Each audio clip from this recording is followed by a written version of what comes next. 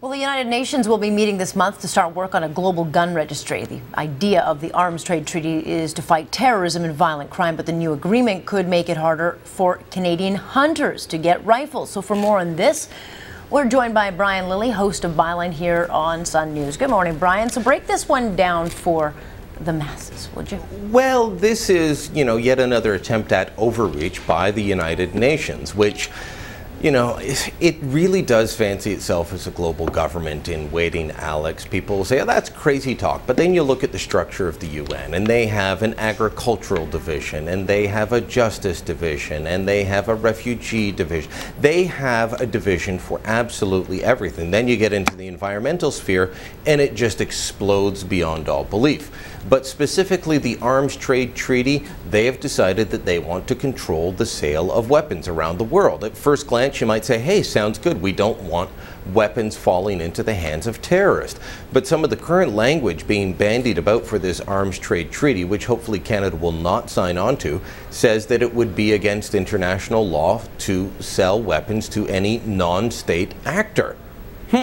What would that be? Well, that would be you and I. It would make it illegal for you and I to purchase weapons, and it would also, this is language loved by dictatorships, oppressive regimes, because it would make it against international law to provide arms to rebel groups that are trying to overthrow murderous dictatorships. I would think the Americans, despite the fact that Obama was, I guess, in some kind of agreement, I think a lot of Americans would have a big problem with this as well.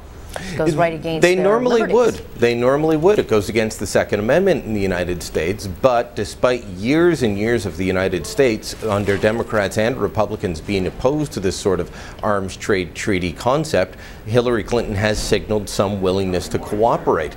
Now, this would, if the language stands, and there are lobby groups funded by the federal government in Canada that are pushing for the language to stand, and there are groups that are pushing for it to be changed, if it stands, it would make it extremely onerous to import weapons from anywhere in the world into Canada, even for sport shooting and hunting.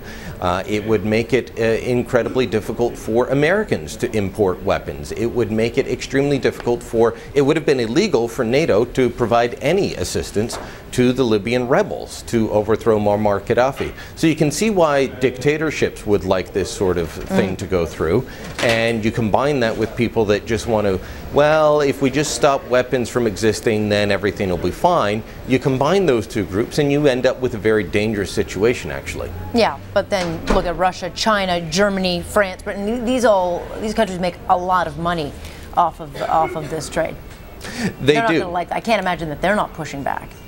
Well, there's always different factions within countries, and some would like it to go forward and some wouldn't. What I find interesting is that I've been calling for a long time for Canada to leave the United Nations, long before Olivia de Schutter showed up and started criticizing us for food. But with all these new examples of overreach by the global body, others are starting to shake up and say, or wake up and say, you know what, it's time to go. We had Conservative MP Larry Miller saying, let's review Canada's position. News story out today includes comments from people like Alan Rock saying the United Nations is completely dysfunctional. He's a former Liberal cabinet minister, the guy that gave us the gun registry and an ambassador to the UN from 2004 to 2006. Lloyd Axworthy, big fan of the UN, talking about how it is a dysfunctional organization that doesn't work the way it should anymore. People are starting to realize there's problems with the UN and how it operates, and that it's getting too big for its britches. And so where's Harper's stance on this? On the Arms Trade Treaty, Canada has been pushing back on some levels for changes to the language. My fear is that they will sign on the way they did to the Rio Plus 20 Declaration on the Environment without fully reading it, because the bureaucrats tell the minister that it's good. You've got to read through these documents carefully, and then when it references some other obscure UN document, go and read that one. Otherwise, you end up signing on to things that actually go against Canadian law. And fundamentally, Canadians want Canadian law to be written and passed by Canadians, not by some busybody bureaucrat in New York or Geneva. And just before we let you go, so which ministries would then be in touch, or would be in charge of watching this? It would be Vic Taves, Foreign Affairs Minister John Baird and Public Safety Minister Vic Taves would be the 2-point men on this. All right, we'll see what happens then, I guess. What you working on for tonight? Well, you may have heard there's been flooding across parts of British Columbia. Across the U.S., there are 2.2 million people without power. Some of them might not get power back until next week. It's reminding me of the great power blackout in 2003. So we're going to be talking about being prepared. This is something we've talked about on Byline before. But if you don't have anything in your home for when disaster strikes, you could be SOL, and a lot of people are, and there's some simple steps you can take to make sure that you're ready and you're not having to run to the local school gymnasium right away. Yeah, I mean, in 2003 it only lasted, for most of us, about a day, but if it had lasted any longer, I think a lot of people would have been in trouble because we were caught off guard on that one. All right, Brian, good stuff. Thank you.